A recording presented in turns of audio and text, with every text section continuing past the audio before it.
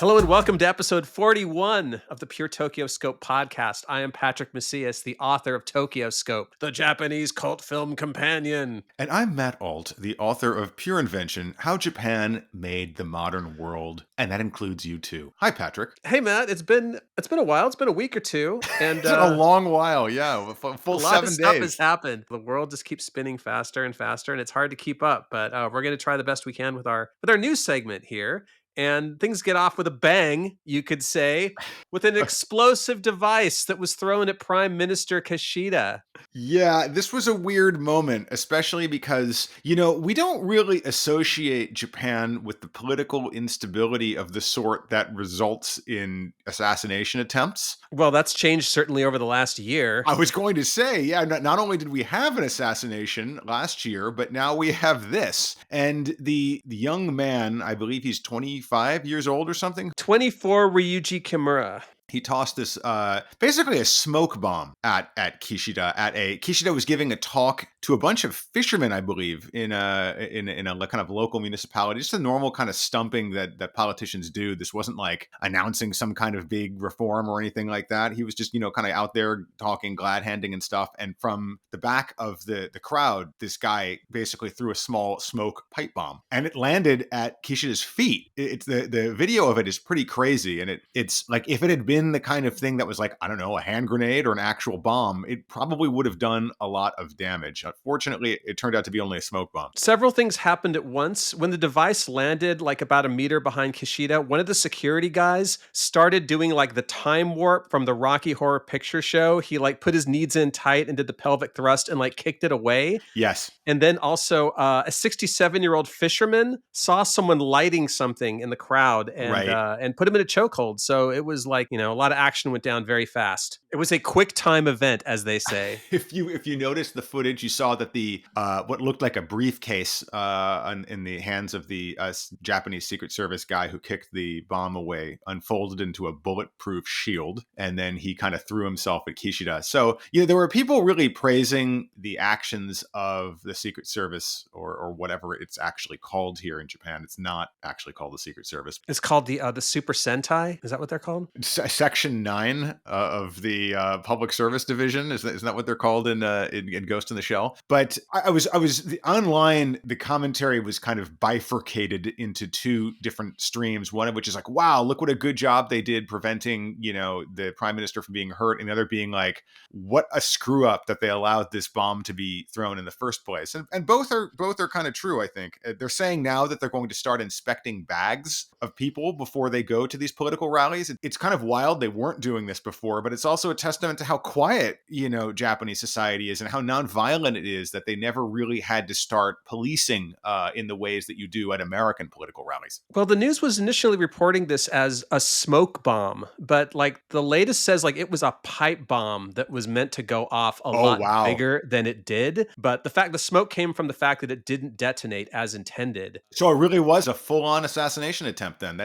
I didn't realize it was an actual pipe bomb. I thought it was just like an M80. What is it? Just a kid goofing around with a smoke bomb. Exactly. God, well, this whole thing with like makeshift weapons in Japan recently. It's like, wow. 101 wacky Japanese inventions. What are those books? Is this shokunin waza? Is this Japanese craftsmanship? Cool Japan. My understanding is that the guy who threw it is a kind of crackpot political activist himself. And by crackpot, I mean he's been like engaged in lawsuits against Japan to try and get you can't actually run for office until you're 25 or older. And from the time he was in his early 20s, he was kind of suing the government, trying to get them to change that law, which I don't see any reason why somebody who is a legal adult shouldn't be able to run for office. I don't have any problems for this, but he's been kind of extreme, and obviously throwing a pipe bomb at the prime minister is pretty extreme behavior. And I think if you're 24 years old, that's a lot to ask to wait until you're 25 before you can run. So you might want to take, matters into your own hands Well, I sometimes. mean, there's a lot of it, and he certainly did. There's a lot of BS about and bureaucracy in Japanese society.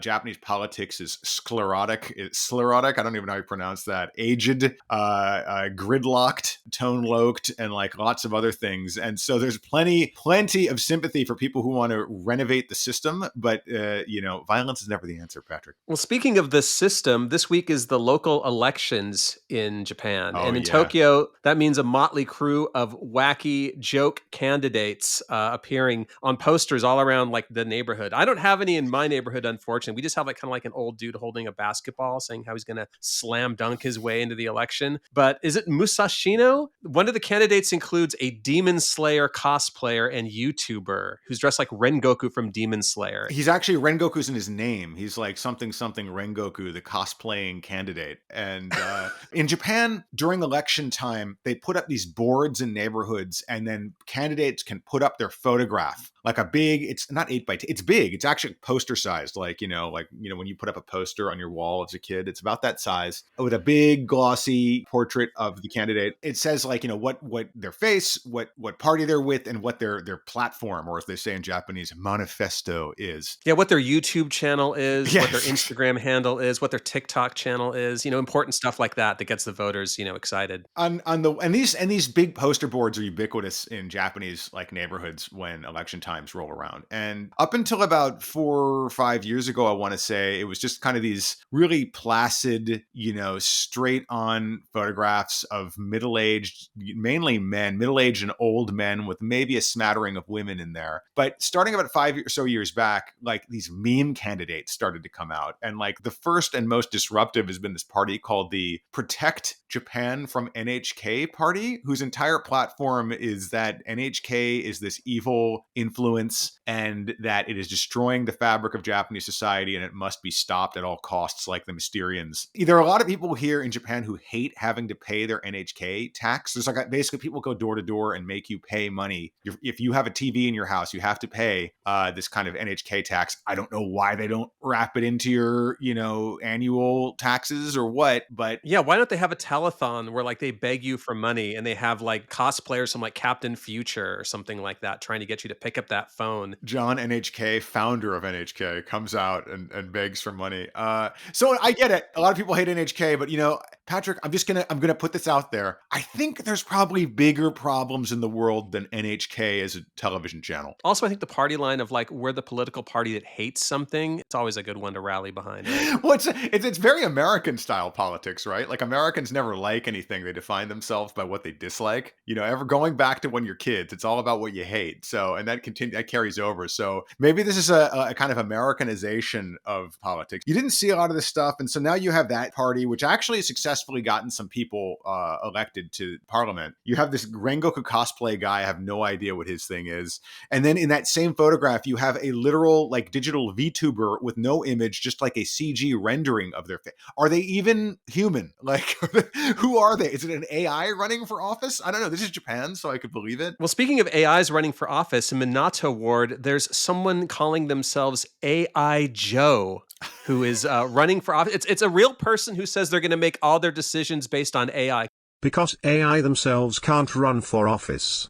Yet. But he'll take all his orders from the computer, which is probably the right thing to do. So you and I were playing around with ChatGPT a couple of days ago, I remember. And my biggest takeaway from it was that it just straight up lies. Like, remember when we were asking it to like say, like, tell me about Patrick Macias. And like it said you went to like Harvard and you were like an astronaut and like all of this other crazy stuff. And it just wasn't true. So it's, on the one hand, like politicians are kind of their currency is deceit and lying, so maybe this is par for the course. On the other hand, asking an AI to make decisions for you is probably at this juncture not exactly the smartest path. On the plus side, you can't really blow up an AI with a pipe bomb or like shoot it from behind the back while it's giving a speech. But how do we know AI Joe isn't already running the show? How do we know he's not already in control? Maybe we need to do a ghost hack, Patrick. We need to get Agent Kusanagi in there to plug that thing into the back of his brain. Jack into into the mainframe. Exactly. Like Free Jack, starring Mick Jagger and Anthony Hopkins. and Emilio Estevez, Patrick. For God's sake, he was the star. Come on, man. Wow, you're taking me all the way back to the 90s. And speaking of which, there was a very important article that ran in The Guardian UK, Matt, one of the world's leading lights for like news you can use. And the headline reads, I could have made the same money at McDonald's. The Power Rangers on fame, regrets, and their shock reunion.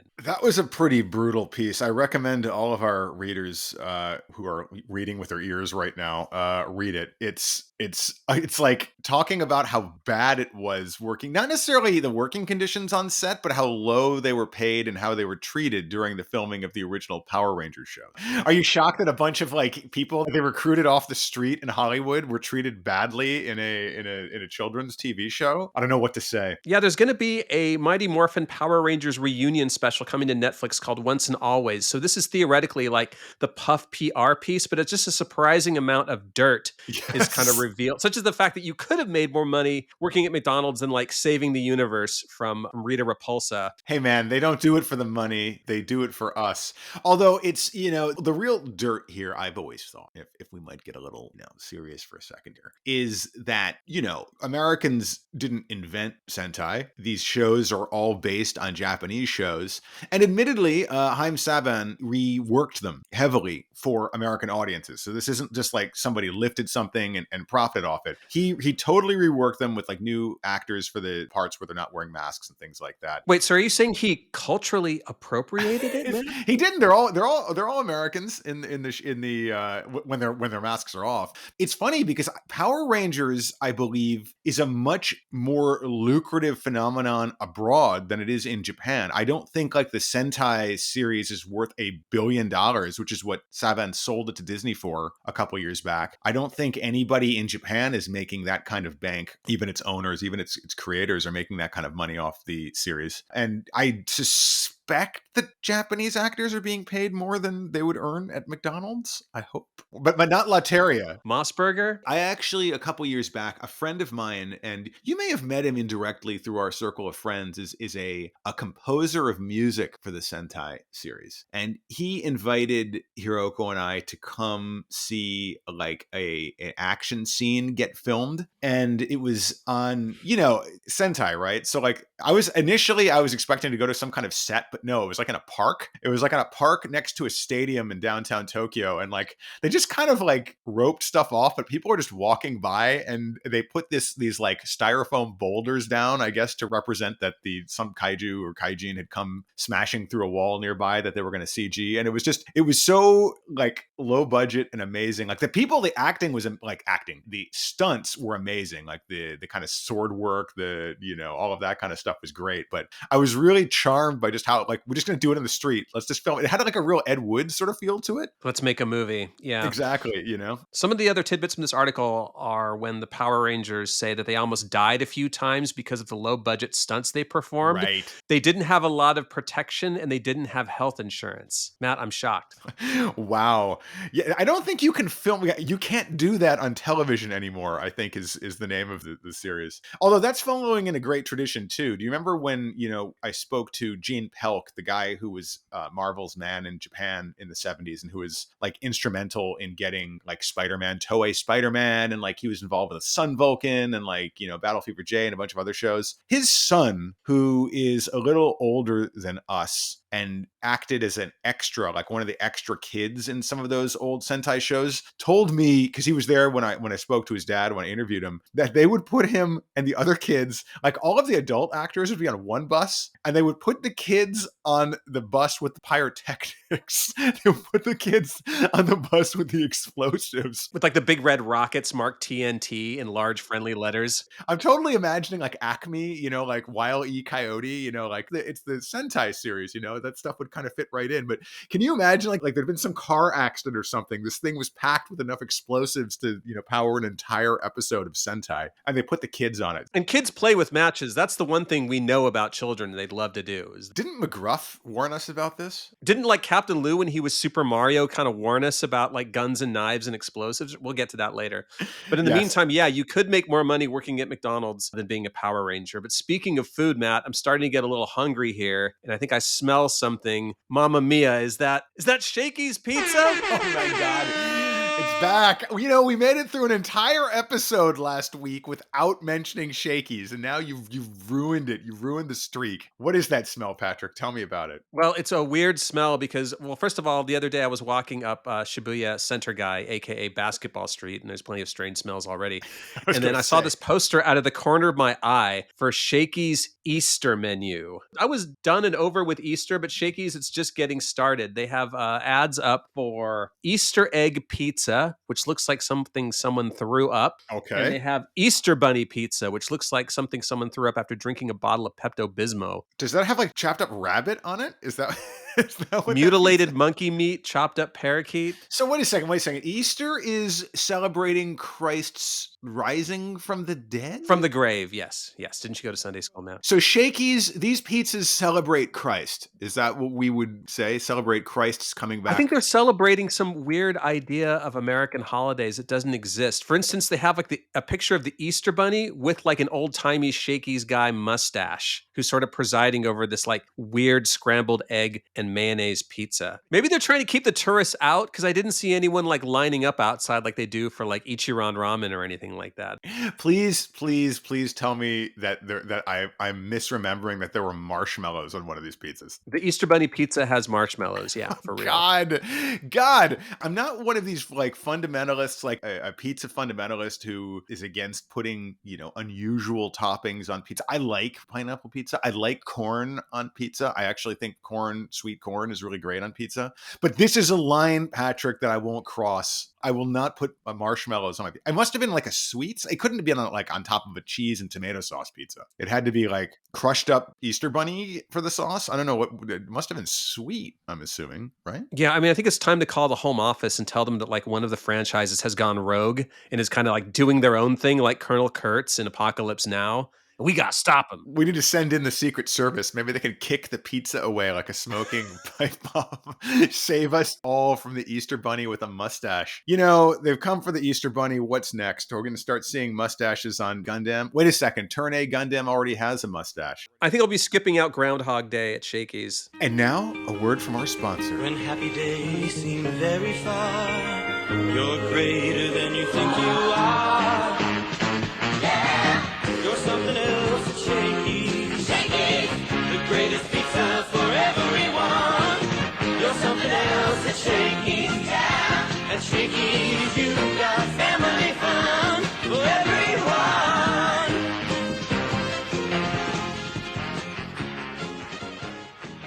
Swing your arms from side to side. Hey, Patrick, guess what time it is? Do the Mario! Do the Mario! Swing your arms from side to side. Come on, it's time to go. Do the Mario. Take one step and then again. Let's do the Mario all together now. You got it. Today's episode is all about Super Mario Brothers, but not just any episode about Super Mario Brothers, Patrick. They're inducting the Super Mario Brothers theme song into the National Registry of Songs at the Library of Congress. Am I right? Am I wrong? Has Baby Got Back made it in there? How about Mind of a Lunatic by the Ghetto Boys? Is that in there? Stairway to Heaven was also inducted by a group called, you might have heard of them, Led Zeppelin, along with Take Me Home, Country Roads. Wait a second. What about Linda Linda by the Blue Hearts? Patrick, I want to ask you something. What do these songs have in common? Stairway to Heaven by Led Zeppelin, Take Me Home, Country Roads by John Denver, Sweet Dreams Are Made of This by the Eurythmics, Like a Virgin by Madonna, and All Hail the Queen, the entire album by Queen Latifah. What do these things all have in common, Patrick? No one under the age of 40 cares about them They very were much. inducted, Patrick. They were inducted into the National Recording Registry along with the Super Mario theme by Koji Kondo, composed in 1985 as the music for Super Mario Brothers. In specific, I believe they inducted the Overworld theme, the song that you hear playing when you first play the very first level of Super Mario. You know, dun, dun, dun, dun, dun, dun, dun. Oh, you mean swing your arms from side to side? And you know, this is it just me, or is Super Mario having a kind of resurgence all of a sudden this year? I mean, the game's from 1985, the song's just been inducted, and also there's this new Super Super Mario Brothers movie that is just rocketing up the charts. Number one with not a bullet, but a mushroom, I guess we could say. I guess by the time this episode airs, the movie's going to gross over $1 billion. It's set to open in Japan on the 28th. So Mario Mania is going to kick into overdrive here, even though half the people you see around Shibuya are all carrying like bags from the Nintendo store anyway. So are there going to be riots? Are there going to be protests against the cultural appropriation of Super Mario by the Americans? Actually, it's interesting. There's an overlap here with our initial news segments because famously Prime Minister Shinzo Abe, who was assassinated last year, dressed up as Super Mario at the end of the Rio Olympics to announce the Tokyo Olympics. So Super Mario is one of those characters who's like not even a character anymore. He's kind of an icon. You know, it's like one of these things 1,000 years from now when people are looking back at, you know, excavating the ruins of Japan or whatever, they're going to be like, they must have worshipped this. Speaking of Abe, would it be in bad taste to play Captain Lou as Super Mario's warning against guns and knives, his PSA he did for the Super Mario show? Let's go ahead and do that. Do you know someone that owns a gun or a knife? Remember, guns and knives aren't toys. They can hurt people or even kill them. It could happen to your best friend or you. Even if you think the gun isn't loaded or the knife isn't sharp, leave them alone. You wouldn't want to be wrong. Remember, guns and knives can kill. I'm telling it to you. Like, how old was I when Super Mario Brothers came out in 85? I was like 13 or 14. Like, I'd already fallen hard for Pac-Man. Did you have the fever? I had the fever for the first generation of game characters. And to me, like, Nintendo was kind of second generation. So I wasn't brainwashed with it at the level of, like, a lot of people. Yeah, take that, millennials. I was, 12, I guess, in 1985. But the NES, I probably didn't get my first NES until 86 or sometime after that. I don't, my parents weren't like rush out and buy the expensive, like they waited, until it went on sale or something like that, I'm sure. But it was, Super Mario Brothers to me was always a kind of singular experience in that, like, it was the first time you could play like something that felt like an actual arcade game at home. Until that point, you'd had like Yar's Revenge on the Atari 2600 or Pitfall, and those, those were good, especially if you were hopped up on Kool-Aid and like Slim Jims. But Super Mario Brothers was like the real thing. This is like, wow, this is like a video game. It was fast and fluid, and the music sounded like YMO. I don't know. It kind of felt like childhood fantasy distilled into like pixels. You had like lava rivers and you had like dragons and there's like castles and, you're dropping mushrooms like I was when I was 12 years old. No, I'm just kidding. I probably wish I was. And he's not dropping mushrooms, Patrick. He's killing them. He's stomping them. So it's kind of an anti-drug message built in there. Or maybe he's on a drug trip. But the one thing we all did take away with it was the music. Those songs are like burned into my brain. There is no way I can look at Mario without just that no being a few seconds away from it. Well, that first generation of Nintendo game music was composed by a guy named Koji Kondo. He was just a salaryman working at Nintendo, right? And I don't think anybody, least of all him, realized just how many billions of people would be listening to his. I mean, probably more people have listened to the Super Mario theme song than like Bach's Ode to Joy. Do you know what I mean? It's like that.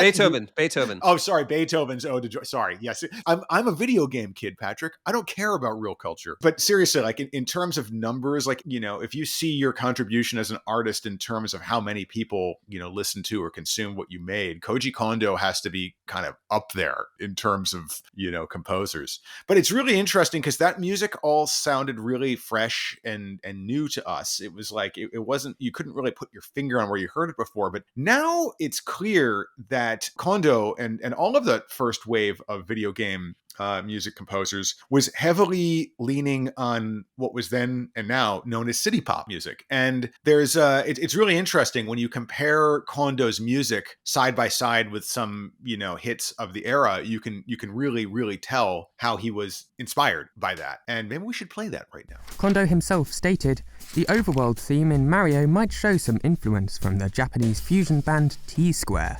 Many people have pinpointed one song, 1984's Sister Marian, as a strong influence.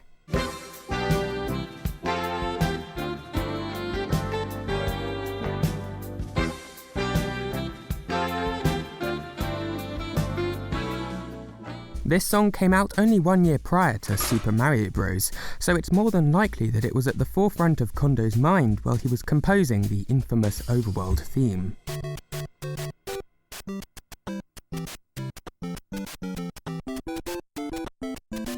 So it's really interesting. Like you can see these influences that were happening on Japanese creators, but that we had no concept of when they came to the States. Everything felt totally fresh and new, right? Like all of that stuff felt fresh and new. Yeah, it's difficult to imagine what that game would be like without the music. If it had just been like the usual abstract bleeps and blops, it really did give it the whole world like a kind of a feeling and a kind of a character. Well, and it's burned into our minds, right? So I think I was kind of surprised when about 5 or 10 years back, this whole kind of cult sprung up around Maria Takeuchi's Plastic Love and sparked this like Fake city pop revival. fad for well, you know what's some of it's fake. Yeah, there is a lot of fake city pop out there now, but at first it was just people kind of digging through the crates and finding all of these old, Yamashita Tatsuro and like, more Maria Takeuchi stuff and like kind of putting it on their YouTube chill beats to study to channels and things like that. And without any kind of like marketing or hype or anything, this genre of Japanese music, forgotten even in its home country, kind of made this huge comeback online. And I'm convinced the reason why that is because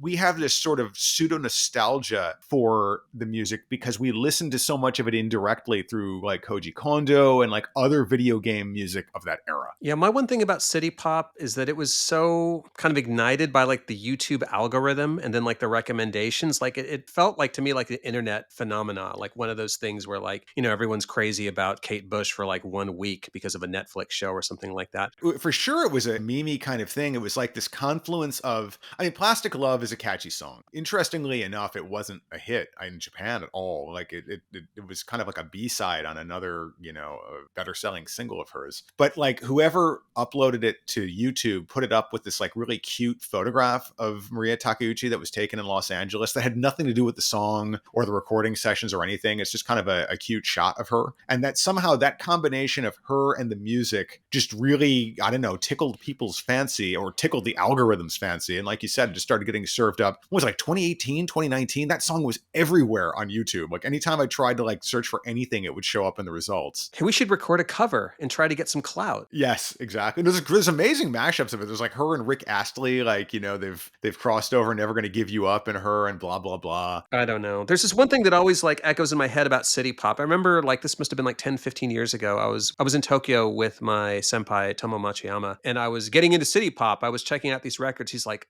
city pop. Oh, that's what the rich kids listen to. Man, why don't you listen to real rock and roll like the Roosters or like the Cools?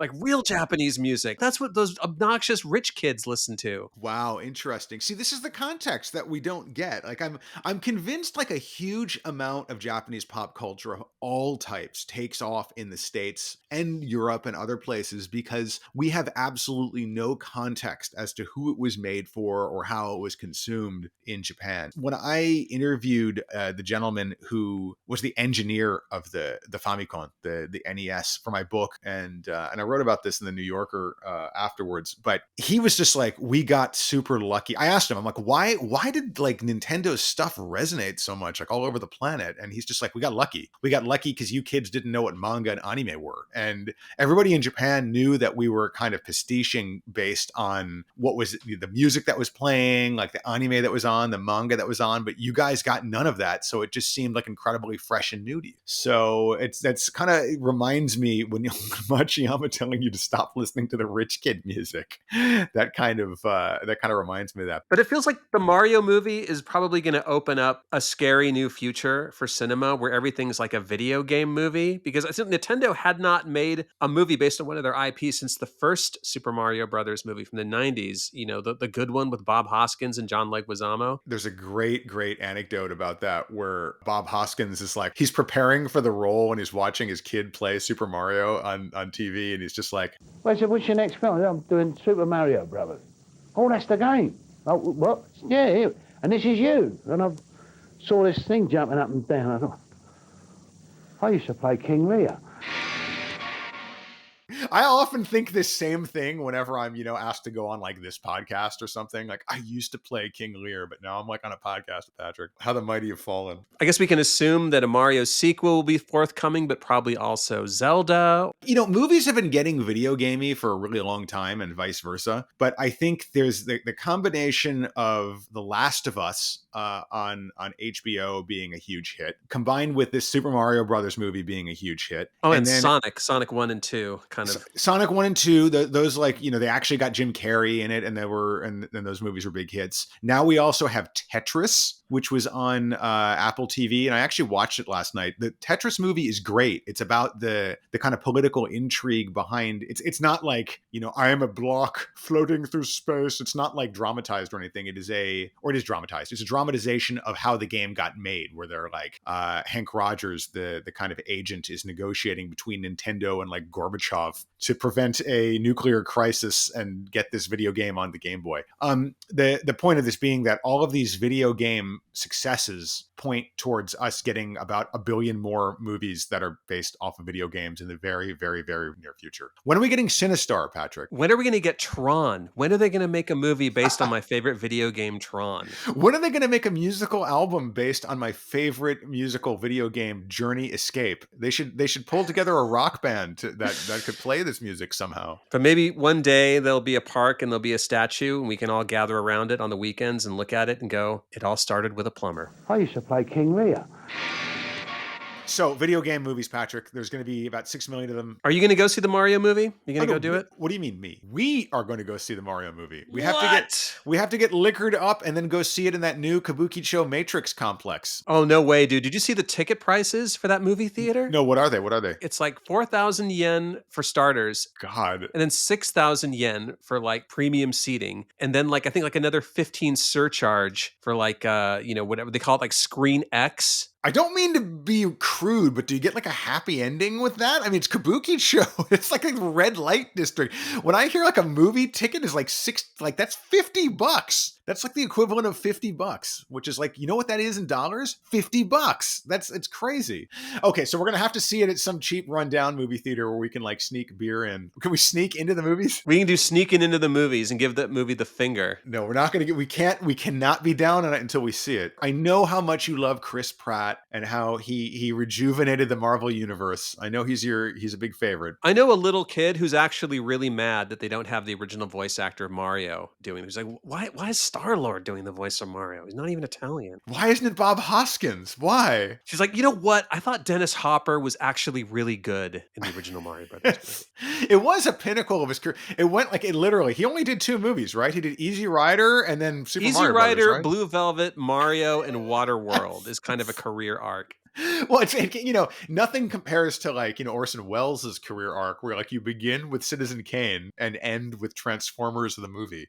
That's amazing. I would be pretty proud of that legacy. I don't think he was, but I would have been. Have you seen the commercial for the Dark Tower Milton Bradley game that Orson Welles hosts? Is this as good as the one where he's doing like the wine commercial and he's completely off his rocker soused? I hope he's drunk in that commercial. Play it.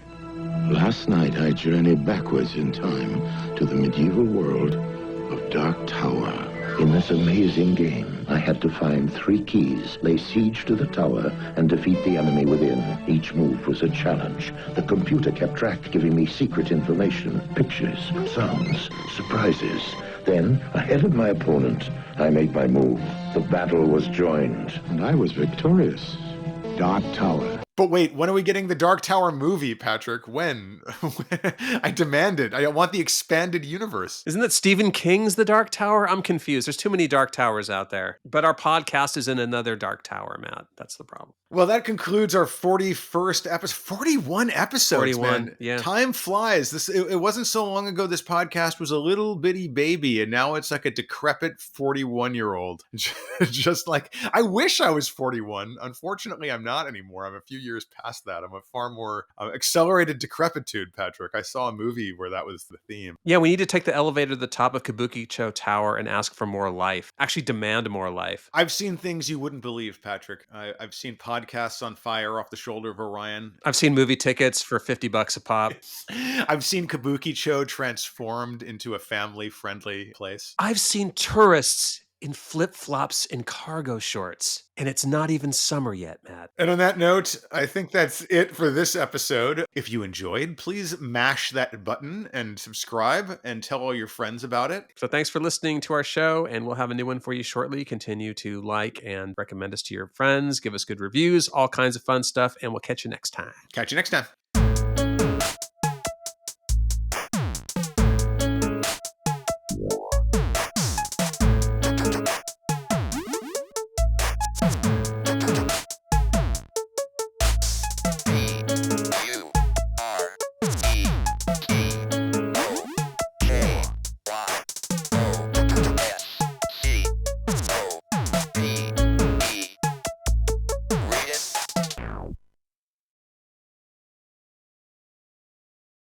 Captain Lou Albano talking to you about drugs. Kids, don't be afraid to say no. Anyone that asks you to use drugs is not your friend. Drugs can and will kill. Remember, don't be afraid to turn to your priest, your rabbi, your minister, your moms, your dads, your teachers, because drugs can kill.